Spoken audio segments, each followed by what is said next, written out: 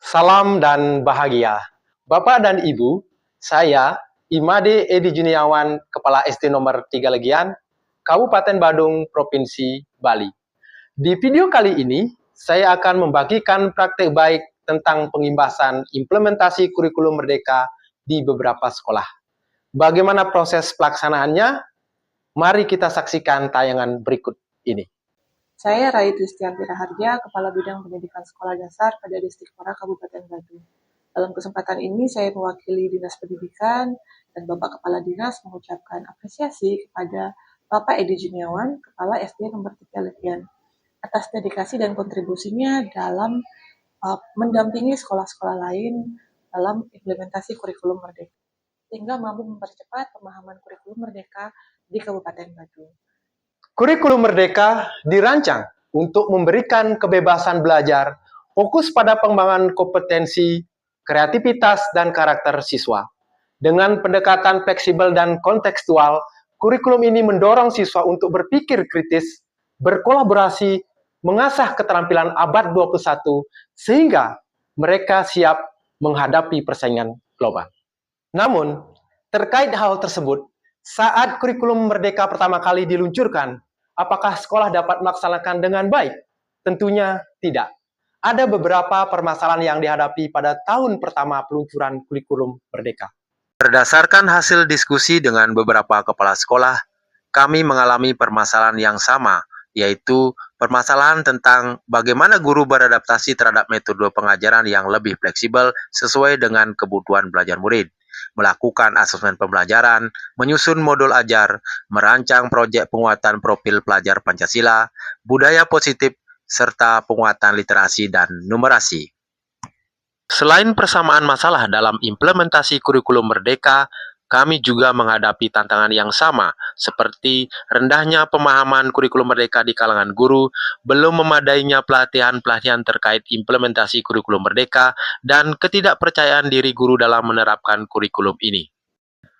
Oleh karena itu, sebagai kepala sekolah, langkah yang saya ambil untuk lebih memahami dan mendalami implementasi kurikulum merdeka adalah sebagai berikut. Memahami regulasi dan panduan penerapan kurikulum merdeka, belajar mandiri melalui platform Merdeka Mengajar, mengikuti beberapa workshop terkait IKM, melakukan pengimbasan kepada komunitas belajar di sekolah, dan merefleksikan bersama guru-guru tentang apa yang telah diterapkan di kelas. Kegiatan berbagi ini kami lakukan secara rutin setiap seminggu sekali. Kami mendokumentasikan semua kegiatan terkait implementasi kurikulum merdeka melalui media sosial sebagai bentuk berbagi praktek baik secara digital. Kegiatan berbagi ini ternyata menginspirasi beberapa sekolah lain dan menjadi alasan bagi mereka untuk mengundang kami dalam berbagi praktek baik terkait implementasi kurikulum merdeka. Selama 3 tahun terakhir, kami telah berbagi dengan lebih dari 60 sekolah, di mana hampir 90% kegiatan pengimbasan dilakukan secara luring, sementara sisanya secara daring. Materi yang sering kami sampaikan meliputi pemahaman konsep kurikulum merdeka, pembelajaran dan asesmen kurikulum merdeka, proyek penguatan profil pelajar Pancasila dan asesmen, materi penunjang lainnya seperti pembelajaran berdiferensiasi, pembelajaran inovatif, penguatan literasi dan numerasi, budaya positif dan sosial emosional, serta pemampatan platform Merdeka Mengajar. Dalam rangka meningkatkan efektivitas kegiatan pengimbasan, saya menggunakan alur belajar Moody Eko-Deko berbasis digital. Moody Eko-Deko adalah akronim dari mulai dari diri, eksplorasi konsep, dan demonstrasi kontekstual yang saya ambil dari alur Merdeka dalam pendidikan guru penggerak. Pada alur Moody, peserta diminta untuk menyampaikan pemahaman awal yang mereka pahami dan apa yang ingin dipelajari baik melalui Google Form maupun secara langsung. Selanjutnya, dalam alur Eko, peserta mengeksplorasi konsep dengan menyimak paparan materi dan dilibatkan dalam kegiatan diskusi, tanya jawab, serta mencari referensi dari berbagai sumber belajar. Dalam kegiatan ini, peserta dapat memanfaatkan berbagai aplikasi seperti platform Merdeka Mengajar, YouTube, Quizizz, dan yang lainnya. Pada alur demo, peserta dilibatkan aktif dalam merancang dan menciptakan hasil karya seperti analisis CP, TP, ATP, modul ajar, modul proyek, dan perangkat pembelajaran lainnya. Semua kegiatan ini dilakukan dengan bantuan AI seperti ChatGPT, AI Gemini, Canva, dan aplikasi lainnya. Selain AI, peserta juga diperkenalkan pada aplikasi digital lain seperti EduGame untuk pembelajaran numerasi yang menyenangkan. Untuk meningkatkan literasi anak, peserta diperkenalkan dengan aplikasi seperti Let's Read, Epic, Cayo Kids, dan sumber bacaan digital lainnya. Untuk mendokumentasikan dan mengelola hasil kerja agar lebih teratur dan efektif, peserta diperkenalkan dengan Microsite, sebuah aplikasi berbasis link yang dapat terhubung dengan Google Drive.